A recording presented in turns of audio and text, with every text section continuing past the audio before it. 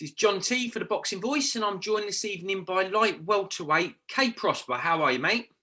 I'm very well, thank you. How yourself? Yeah, I'm good, thanks. Where you been? You've been training this evening, I think, haven't you? Yeah, I've been training. Yeah, getting some sparring in. Sharpening the tools. Good stuff. Well, look, you're out on a big card soon, but before I come on to that, I thought I'd talk a little bit about your last fight. So you're currently the English champion at light welterweight, which is great. Talk us through the last fight where you defended your title. Yeah, so I fought someone called Bilal Raymond, who's from up north. Good fight. I lost one fight before me to Keem Menes-Brown, who's going to be fighting for the British title. And yeah, we had a good fight, but I won it quite clearly, I think. And it just showed that I'm ready to push on to bigger and better things. Good stuff. You must be looking forward to this card. It's a big card that you're going to be on for you. I mean, looking at done my homework on you as usual, looking at your record, you've 14 wins now, 1 draw, 1 defeat, I think, which is a great record. Most of your fights have been at your call, but I noticed you had a couple of big fights on the David Haye 02 cards. That must have been a great experience for you. Yeah, boxing at your calls obviously has been amazing because it's got a lot of a good reputation and it's got great atmosphere in there. But obviously, boxing at 02 was even better because that means I was on a bigger stage, big crowds. The atmosphere was amazing. But yeah, I just soaked it up, and I'm ready and waiting for the big stage again. Good stuff. Well, this is a big stage for you. So, quote me if I'm wrong. I think the fight's happening in Barcelona. Is that right? Yeah. First time I'll be going to Barcelona. So you've never been, no? Never been to Spain, no. Great city. Have you booked your flights yet? You're going to stay for a couple of days after, or will you come straight back? No, flights haven't been booked yet, so I'm not sure how that's going to run. I think that's going to be done in the next few days. But if I can, I'll be getting a couple of weeks over there. Yeah, I've actually been once. I went on a stag do. I want to say I'm probably one of the most expensive pints I ever had. We were drinking in a bar. I think it's called Opus, and it's actually on the beachfront. Beautiful city. Clearly, you can't be drinking and doing too much prior to the fight because you've got to be ready. But a couple after would be good. Well, look, it's a Matchroom card and a Dazn card, and I think you're co-headline. So, what do you know about your opponent? Yeah, my opponent's name's Sandor Martin. He's had about 35 wins, 1 loss or 2 losses. Boxed at a high level. He's been a European champion before. Then he's lost it and he's regained it. He's beat some good fighters. He's southpaw. Yeah, like I said, yeah, he's sharp. He's a good fighter. So I'm expecting to have to be at my best in order to get the win. But I think it's something that I can definitely do. And obviously boxing at the English level, that was great. And I thought my path would be fighting for the British, and then possibly fight for the Commonwealth, and then get a shot at the European title before going to the world level. Obviously, I'm ready and willing to skip through any levels and fight the highest and best people I can fight. So yeah, when they said Sandor Martin, I jumped it with both hands. Excellent. And like we said, being abroad and headlining, no disrespect to your call. I love the place, as I'm sure most boxing fans do. But when you're stepping up the levels, that'd be really good. Are you worried at all that he's a little bit more experienced than you? So again, your record looks great, but he's had more than double the amount of fights you've had. And that might put him in good stead. And as you said, he's actually fought at European level a few times. Yeah. Like I said, records are for DJ, so I don't really look too much into the record. I just look at what he's been producing in his recent fights, and I just think that I've just got what it takes to beat him. Yes, he's got the experience, but you know what? I've had my own experiences and I've learned from my experiences, and I just think that although he's had more fights, it doesn't necessarily mean that he's going to be able to deal what I bring to the table. For any of our fans who haven't watched you before, it's the first time we've had you on the site, which is great for us. So thanks for coming on. What kind of style can we expect from you, Kay? I'm a boxer fighter, and I'm a versatile fighter at that as well. Orthodox. I pack power in both hands, but going from one training to the next, I've added more. I'm focusing more on my boxing, but I've still got that dynamite. So we're looking for stopping to go out there. Excellent stuff.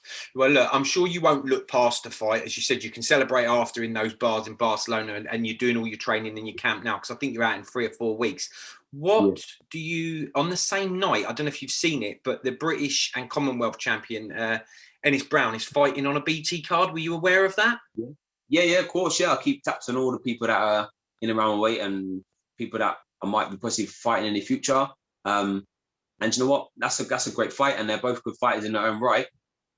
I've jumped 2 levels, like I said, or 2-3 levels to get from the English to the European. So if I can go for a world title, that's what I'll be doing. I'll be gunning for the biggest names out there. Like I said, I'm no spring chicken, so I want to get it done now so I can reign for a long time. But like I said, if that fight was to put on the table and it was gonna push me on to that next stage, then it's an amazing fight, and it'd be for a lot of different belts. And they look good in my cabinet. So yeah, let's see what happens. I love your confidence. Just quickly, you mentioned, spring chicken. You're a lot younger than me, which is obviously good. But I did notice you seemed to start your career quite late on. Tell us a little bit about that, and what made you start. Were you 28 when you went pro?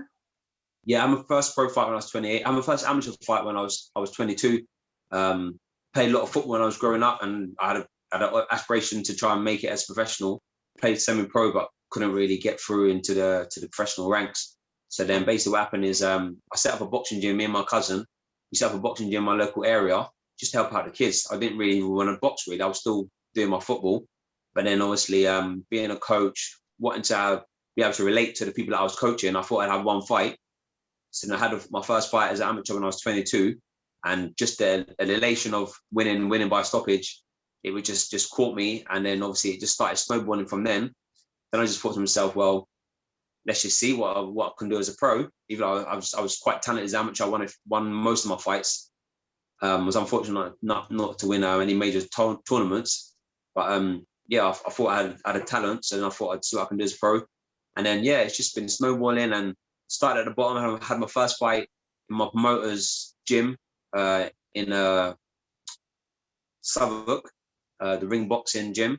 Had my first fight there, and now I'm boxing in Barcelona on a matchroom show headlining, so it's going the right way.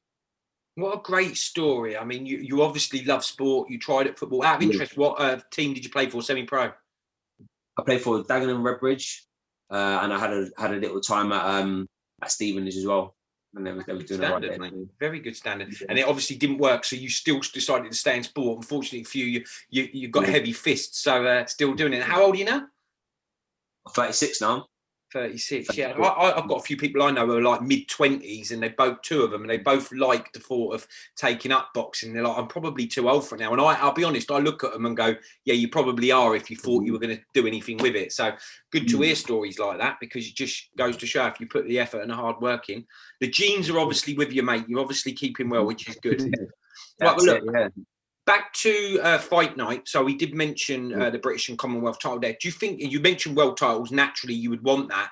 I guess if you come through in Barcelona and win that well, the winner of that fight, that feels like a natural fight maybe at that level, because you'd have your English, your European title, and then there would be the British and the Commonwealth over there. Would that be a fight that would interest you? If they could make it as some kind of eliminator for a world belt, or it could be, eliminator, probably obviously not a final eliminator, but if that fight could push me into a position where I could fight for a world title and I could box on that stage, then that's a fight that I would take. I think Akeem Ennis Brown will win the fight.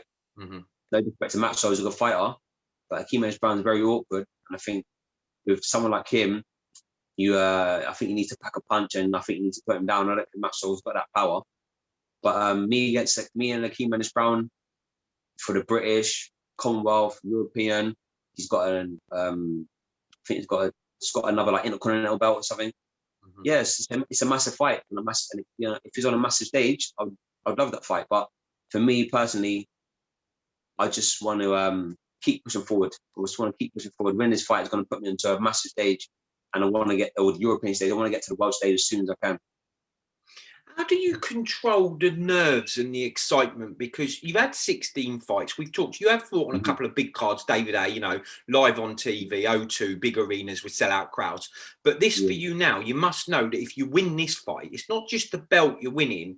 It does become a little bit life-changing. I'm sure, like the money side of it and stuff like that. I've seen many fighters that have sort of like been promoted by other people, but had a chance on a Matchroom card. Fabio Wardley springs to mind, really took the opportunity. I interviewed him recently, really took the opportunity with both hands, and he's moving on. So you must be like excited, but at the same time trying to control that. Yeah. When I first got the announcement that I was going to get the fight, well, yeah, Steve Goodman rang me up and said that the fight's on the table. I got goosebumps because I knew the stature and level that I was going to be representing at. A lot of people, they look at me before this time and they say to me like, oh yeah, you do boxing, yeah. When are you gonna go pro? Like when are you gonna go pro? Like a lot on TV, like with Matchroom stuff. So just think in general, people don't know that there's loads of good pros out there that ain't at that stature, but they've got potential. And I think once I get this, a lot of people recognise the level that I'm at.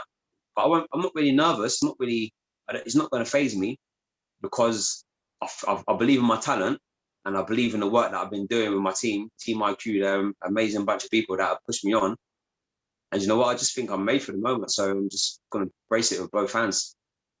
When are you flying out? Have you got to do like quarantine? Have you got to go in a hotel for 2 weeks? Because I know it's Spain. I'm not 100% sure myself on their rules at the moment. Yeah, I think obviously because things are always moving, different pieces. I think at the minute, I'm going to have to go down on the Monday of the fight. So it'll be like Monday, Tuesday, Wednesday, Thursday, Friday. So like 4 or 5 day quarantine. Yeah, my team will go out there. And we'll, I've never fought away. I've never fought abroad. Obviously, this whole situation is going to be new to me. He's fought not too long ago, a few months back. He was in a bubble and stuff, so he's going to have that experience. But a lot of people say, "Oh yeah, boxing in Spain," and I don't think there's not going to be any crowds. So really, it could be anywhere. It's not like he's going to have 10,000 people cheering for him. I'm going to have no one. We're both only going to have our coaches to kind of instructions. So that plays into my hands. I just think everything's on the wall. Just everything's just aligned for me to cause a massive upset because I think I'll definitely be the underdog in the fight. You just answered my next question. I weren't sure because I know it's different. Well, I say different continents, but last night, obviously, the Canelo fight, because it was in America, they had like 12,000 fans there. I wondered whether they were going to allow some fans in Barcelona. Are you 100% certain that they're not any fans? Is that right? Like I said, everything's always changing, and obviously, Matchroom they're on the ball with things. If they can get crowds in there, then they will. But I think at this point, it's a no go for crowds. I really like the sound of this for you because obviously I can't be biased, by the way, with my job. But when I got a Brit fighter against a Spanish fighter, I'm probably allowed to get away with that, right? So if you were going out to Spain fighting someone who's fought at European level more than you have, with a hell of a lot more experience, and you were going into his backyard, if you like, with 1,000, 5,000, 10,000 screaming Spaniards, that would make your job a lot harder. You must be pleased then. Don't get me wrong. I'm sure you'd love to have your loyal fans that would come with you. Maybe, I don't know how many that'd be, maybe a few hundred, I don't know. But to have no fans each probably makes it a bit better for you. Yeah, it makes it a more of a level playing field. Obviously, he probably flick a punch and it will graze my ear, and all their fans will scream, which can affect the judges. But like I said, I'm going over there. I hope I get a fair shake of the stick. I hope they'd be fair to me, and I mean, they let the best man win. Because although I've got the potential to knock him out, he is a good fighter. He is very slippery. He can go on the back foot and make people miss. But I just think game plan wise and skill wise and just what I've got in me, I think I really can do the job. And I think a lot of people will be welcome to K Prosper. Without giving anything away, because you'd never give the game plan away on here, and I wouldn't want you to, do you ever worry, or is it come into your mind about being abroad with scorecards? I would say, obviously, I've never fought abroad and I know how to deal with that situation, so I hadn't pre-thought about it. But obviously, Kiko Martinez came over here and he didn't get a fair judgment. He's a Spaniard. I'm an English fighter going over there. So there could be some backlash to say like, yeah, you've done it to us, we're going to do it to you. But I can't dwell on that. I can't let that take away any of my energy. And I've got to stick to the game plan. Like, yes, we want to get a stoppage so we don't leave to the judge's hands. But going out there, rushing him, trying to knock him out, it's not going to get the job done. He's a high caliber fighter. So I've just got to stay composed and yeah, just utilize the attributes that I have, and hopefully we don't need the judges, but let's hope they be fair. Yeah, I'm sure the judges will be fair. It's just that, like you said, we're just as bad as it anywhere else. That card you were on about, the Martinez one, was a shocking card. But I guess the fact it's also a matchroom card and a Dazn card, if Eddie feels that you didn't get a fair crack at it, then hopefully you'd get a rematch or something like that. If that, of course, happens, hopefully you take it out of their hands. Well, look, before I let you go, I usually like to ask the fighters on the world scene, what are your thoughts? I think Josh Taylor and Ramirez, they seem to be on a collision course to unify the division. Do you think Josh can win that? 100%. Ramirez is a good, solid fighter. But I swear Josh. I know the levels that Josh has got, and he's sharp, he's strong, he's very smart. He's got a lot of heart. You know what I mean? So, but Ramirez again is a good fighter. That's an amazing fight. I think that needs to happen, and I think that benefits me, because I think Josh Taylor, if they get the fight, I think Josh Taylor wins that fight. Then he moves up to go and fight the likes of Terence Crawford, and all the belts get disbanded, and then my name will hopefully be up there in the mix. And that's the honest truth. I love your confidence. Well, look, you're right. You're not deluded by any shape or form. If you've got a European strap to your name, especially if that happens, like you said, I didn't really think of that, because the chances are he would go up. You know, hopefully again for Josh, he gets. Plus Terence Crawford. Like you say, if he gets that fight and unifies the division, that will be fantastic. But the money fights would be the step up, and that would probably be a natural thing for him to do. And everybody seems to think that. Well, look, great chatting to you, Kay. I really like the way you sound. You sound very confident. I'll be watching the fight eagerly. Sadly, I won't be in Barcelona, but I'll be watching. I'll be thinking of you having a beer in that Opus bar after. Yeah, good talking to you, and we'll come and see you soon. Yeah. Awesome. Thank you much for having me on. Appreciate it so much. Speak soon.